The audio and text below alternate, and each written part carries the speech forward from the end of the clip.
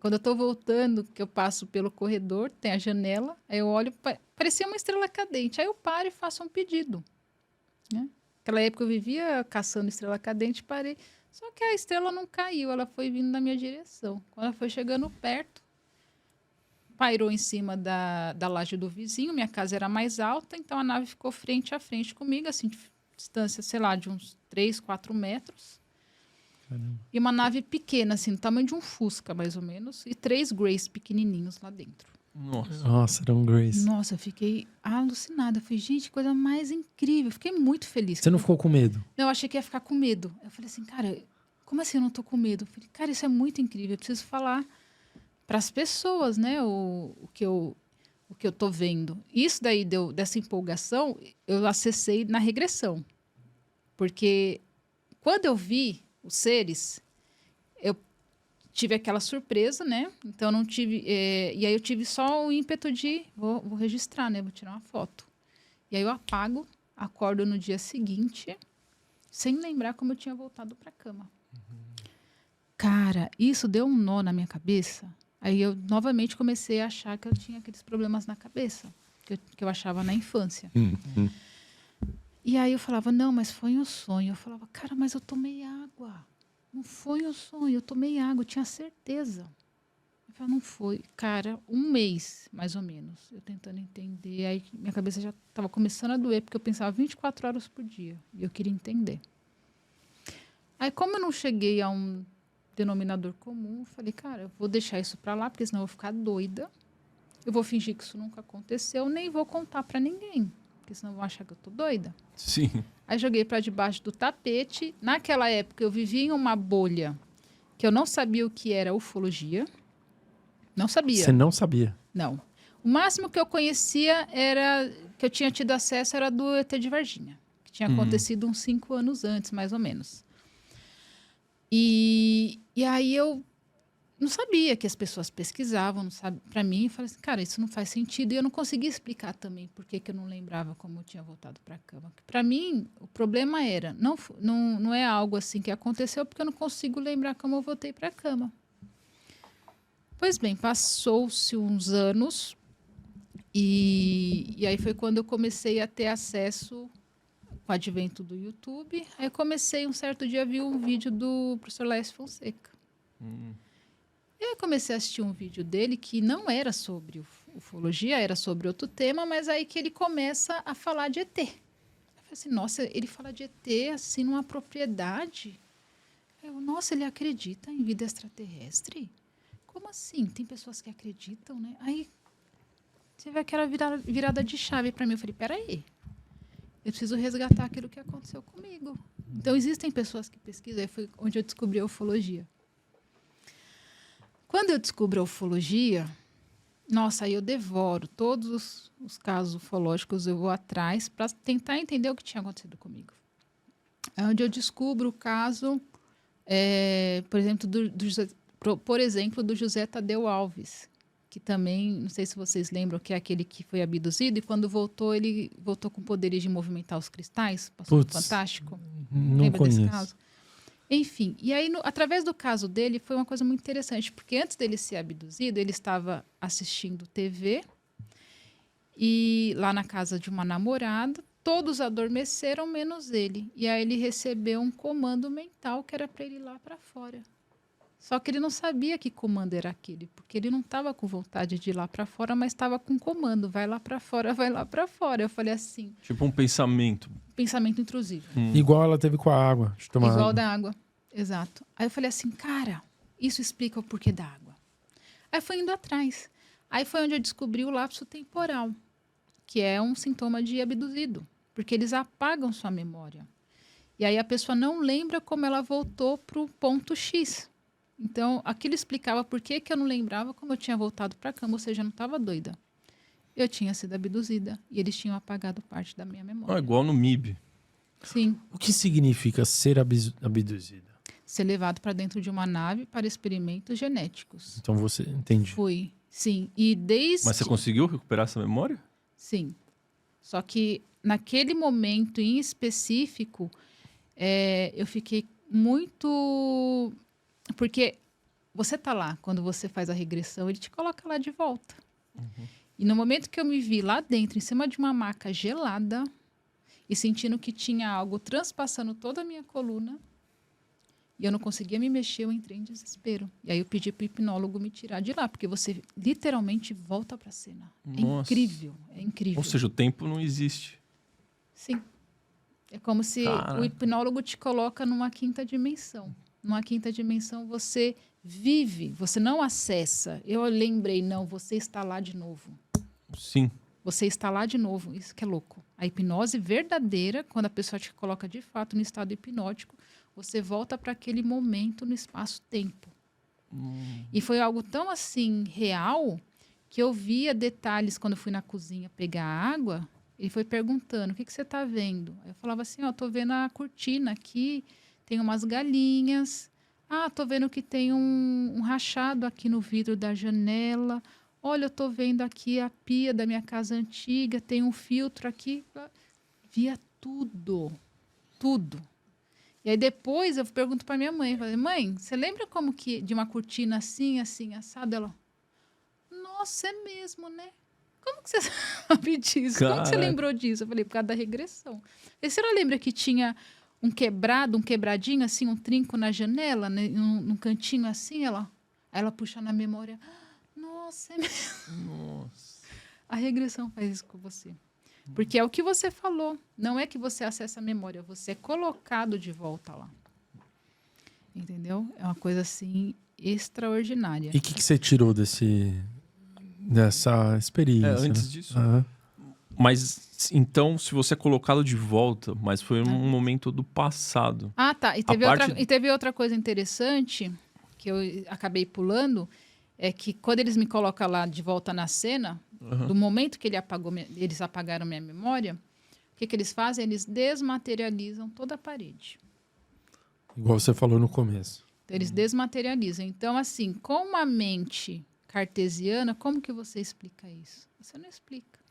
Então, é um ser... Então, o que eles podem fazer? Se a gente pensar no tempo como fatias, e a gente pensa na minha casa, naquela casa, eles devem... Por um breve momento, eles devem distorcer o espaço-tempo, que é um tecido. Então, eles distorcem de uma forma que eles voltam no tempo onde aquela parede não existia. Distorcendo o tecido do espaço-tempo. Mas é possível ir para o futuro ou só para o passado? Para o futuro é possível, e para o passado é mais difícil. E você iria para outra linha temporal, não para a sua. Porque entra em uma série de paradoxos. Então, Para o futuro, você está dizendo? Para o futuro, sim. Porque se você pegar, por exemplo... Porque tem diversas possibilidades de futuro ainda. Não, mas sabe como você viaja para o futuro? Se você entra numa nave espacial, e essa nave espacial ela vai para muito perto de um buraco negro. O buraco negro distorce o tecido do espaço-tempo e o espaço... É igual o filme Interestelar. Passa super devagar. Aí eu fico, sei lá, 10 minutos no buraco negro. Na Terra se passaram 10 anos. Quando eu volto para a Terra, é a Terra do futuro. Mas para mim só passaram-se 10 minutos. Porque então, onde como eu tava... faço isso, né? Sim, mas... Nesse ponto de projeção astral, é possível isso? Então, mas aí é tecnologia. Isso daí é tema da chave 1 do meu curso. Eu explico exatamente essa questão dimensional. Aí eu explico como que é viável você viajar para o passado, para o futuro, como que funciona, como que é esse tecido, essa malha do espaço-tempo. Porque existem certos conceitos que, para eu explicar para o aluno, ele precisa entender a realidade dimensional. Então, por exemplo, como que esses seres extraterrestres operam? Para eles, isso é fichinha. Isso é o básico que eles aprendem no primário. Só que a gente não aprende teoria da relatividade na escola. Entendeu? Então, se a gente quer aprender, a gente tem que ir lá buscar por conta própria. Ou se você for para uma faculdade de física. Então, hoje, a nossa física que é ensinada na escola é a física newtoniana, né? Mais da matéria. Então, quando parte para essa parte das dimensões, da relatividade, você já não tem acesso a essa informação. E por que você falou que aí você acessa outra linha temporal? Para voltar no passado? por conta dos você paradoxos. Porque se você volta, por exemplo, se fosse possível voltar no passado, a pessoa ela voltaria na própria linha temporal, só que quando você viaja para o passado, tem a questão da informação. E aí você precisa entender o que é a entropia, que é essa estrutura do tecido do espaço-tempo. Então, o universo... Qual que é a diferença de você hoje para você de ontem? Minhas células estão um pouco mais velhas, eu tive algumas experiências que podem ter mudado minha consciência. E umas informações que você recebeu. Por exemplo, depois dessa conversa, alguma coisa provavelmente deve mudar. Sim. Se você volta para o dia de ontem, você não tem as informações que eu te passei hoje, certo? Então, se você pega e fala assim, eu vou voltar no tempo, sei lá, 20 anos atrás, na sua linha temporal, você esquece que você voltou no tempo, porque você perde a informação. Como se fosse o véu do esquecimento quando a gente nasce. E a própria nave que você usa para voltar no tempo, ela não vai existir naquela linha temporal, porque ela vai precisar de 20 anos para ser construída. Nossa, e aí? Não é possível. E aí, quando, de acordo com a ciência,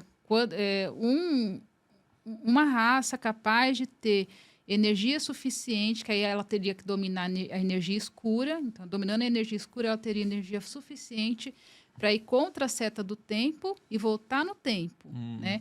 E aí, quando ela volta no tempo, ela teoricamente acessaria um universo paralelo, não a própria linha temporal, porque a física não permite.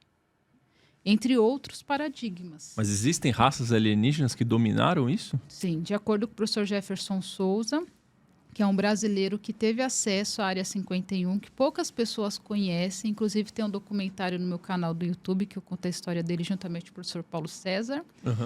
Ele, no livro dele, o Relatório Alfa, que também está disponível no meu site, ele explica como que funciona esses viajantes que eles chamam de cosmonautas. Cosmonautas. Então, essas bases secretas americanas, eles sempre acabam sendo captados porque eles conseguem identificar essa assinatura de viajantes do tempo e esses viajantes do tempo acabam parando nessas bases secretas americanas. E aí eles sabem que eles não conseguem nunca mais voltar para a linha temporal deles. Então, eles sabem que voltando no tempo, eles vão acessar um universo paralelo e é uma viagem sem volta. E indo para o futuro, não? Indo para o futuro, você teria que ficar perto de um buraco negro, esperar passar o tempo que você quer e voltar para a Terra. Mas essas que conseguiram isso são alguma dessas raças mais comentadas? Ou a gente não tem essa informação? Ele não cita, ele só chama de cosmonautas. Se eu não me engano, ele cita que lá na Área 51 eles teriam detectado 8 ou 9 cosmonautas de universos paralelos. Ou seja, existem pelo menos 9 universos paralelos. Então o governo americano já tem esse conhecimento? Total. E por que eles escondem? Conhecimento é poder. Você acha que eles aprendem algo com eles lá? Com certeza. Porque eles querem tecnologia reversa para continuar, né, nessa disputa pelo controle aqui do planeta. E a Área 51, você pode explicar para o pessoal de casa, quem não sabe, o que é, com profundidade? Bom, a gente tem várias bases secretas, né? De acordo com John Lear, né, que é um informante americano, ele mapeou diversas bases secretas, né, nos Estados Unidos. Então, a Área 51 seria só a mais famosa, né? Mas a gente tem a base de Dulce também. E essas bases secretas, elas operam com orçamento negro, né? Então, o que eu vou falar aqui é até meio perigoso, tá? Mas eu vou tentar não dar muito com a língua nos dentes. Tá. Mas eles operam é um governo paralelo. Eu vou resumir para não me comprometer muito. É um governo paralelo e nesse subsolo eles não estão sujeitos a nenhuma lei. Porque quem é que vai fiscalizar o subsolo? Ninguém tem governo sobre os subsolos. Sim. E ali é um governo paralelo, onde eles realizam experimentos com pessoas de fronteira. Nossa. Eles fazem também a questão da tecnologia reversa, então eles recolhem destroços de aeronaves, né? Aeronaves não, de OVNIs, de naves, que eles coletam desses locais de acidentes, né, de incidentes. Quem fala muito disso é o Bob Lazar, porque ele trabalhou diretamente com essa questão de naves recuperadas. Então, Bob Lazar ele foi muito para essa área da tecnologia reversa. O professor Jefferson Souza, como ele era um contatado, ele fez parte de um programa que esse governo, né, da Área 51, eles captavam pessoas do mundo inteiro que eles sabiam que eram contatados de fato. Então, eles iam, por exemplo, em congressos, né, mundiais, e quando tinha alguém lá que ia falar seus casos, eles iam lá e a partir de agora você faz parte desse projeto. Entendi. Não, mas eu não quero, não estou perguntando se você quer. Não estou te perguntando. Foi isso que falaram para ele. A gente não está te perguntando, você faz parte. E lá você tem que passar todas as informações. Quem são os seres que te contatam, o que eles querem, que informação você recebeu. E eles vão mapeando tudo. Toma cuidado, hein, Danusa, para não pegarem então, você. Por isso que eu não posso falar muita coisa. Entendi. Mas, enfim. Nossa, sensacional. Sensacional. E a gente falou de presente, de futuro, de passado, né? Um gancho bom. Aí deixa eu perguntar uma coisinha. Se você tivesse a oportunidade, né, de adentrar a uma máquina do tempo, você se imagina, né, entrando na máquina do tempo, você poderia apertar um botão para você ir para o passado ou para o futuro. Independente do passado ou do futuro, você iria viver uma história da humanidade, um momento da humanidade. Você poderia conversar com alguém, um ente querido ou uma pessoa que você admira muito. Você entraria nessa máquina do tempo e iria para que momento? Para a época de Cristo. Para falar com quem? Fazer a pergunta na fonte. Que pergunta? Gente, são várias. Bom, eu perguntaria... É que se eu for falar a pergunta que eu faria, aí a gente vai abrir um outro leque aqui. Mas a gente pode falar. Fica no ar. Que você faria? Eu perguntaria qual a ligação dele com as civilizações pré-diluvianas, porque eu tenho algumas suspeitas, né, que ele teria ligação. Porque ele dizia que ele era o filho da humanidade, ele deixava muito claro, né? Ele não era um extraterrestre, eu sou o filho da humanidade. Então, ele tem a ver com o DNA original, aí a gente vai voltar lá na Lemúria e tudo mais. Então, eu faria perguntas nesse sentido. Vamos fazer, então, uma segunda parte sobre isso? Vamos. Essa aqui foi a parte 1, para botar todo mundo, né? O pessoal fez o curso básico. Entre a Lemúria, entre intraterrenos, aí é muita coisa. Show de bola. Vai ser a segunda parte com a Danusa aqui. Muito bom, Peçam aí nos comentários a volta dela, né? Porque foi sensacional, né? Exatamente. E Danusa, me passa seu livro aqui que você deu de presente pra gente, só pra gente divulgar ele pro pessoal. Esse daqui, pessoal, ó, é a Operação Gênesis, a origem extraterrestre do homem. Um livro, autoria da Danusa Aras, como ela falou aqui, né, ao longo do nosso episódio. Não, ela não é a autora, ela é a coautora, junto com outras entidades, digamos assim, né? Sim, que te ajudaram a escrever esse livro. Entre alienígenas, porque tem diferença, né? Muito bom. Então, galera, ó, para vocês que estão aqui, que chegaram até o final desse nosso episódio, conheçam aqui na descrição do vídeo as formas de vocês contatarem e conhecerem um pouquinho mais sobre a Danusa e também, se tiverem interesse, de adquirirem o livro dela, tá? Esse livro aqui é nosso, site, disponível e também no na site. Amazon. Exatamente. Então, ó, pra gente fazer uma homenagem pra Danusa, pra quem chegou até aqui, igual a gente sempre faz, pra gente saber quais são os listeners que ficam até o final, escrevam nos comentários Operação Gênesis. Exatamente, escrevam aí Operação Gênesis. E se você, né, tá aqui até o final, significa que você já acompanha o link, já gosta muito da gente. E se você ainda não é inscrito no canal, a gente fala, deixe o seu like e inscreva-se no canal. A gente também sempre fala uma coisa aqui, se esse assunto de alguma maneira tocou você, ajudou você no seu processo de despertar da consciência, imagina que legal se uma pessoa que você ama, que você gosta, você tem apreço, recebesse também esse conteúdo. Então compartilha aí, compartilha no grupo da família, para aquela tia, para aquele tio, né? Para aquela amiga que tem interesse. E conheçam aqui sobre a Danusa, tá bom? Você gostou de estar aqui com a gente, Danusa? Bastante. É? Foi Gostei muito bom. bastante. Foi legal, hein? Foi uma aula, né? É. Com vários temperos, assim, vários simbolismos. Nós não né? somos mais os mesmos diante dessa conversa. Qual a diferença do Maurício de É. hoje pro de ontem? E o Maurício de 2 Informação. horas atrás pro de agora. Exatamente. Obrigado, viu, pela sua Eu que presença. agradeço. Convidar o pessoal a me seguir nas redes sociais. Lá no Instagram é @Danusaras. No YouTube aqui é Danusaras, canal Danusaras. E quem tiver interesse em aprofundar nesses mistérios, convido a fazer parte do meu curso A Chaves de Maia, que é mais do que um curso, é uma iniciação.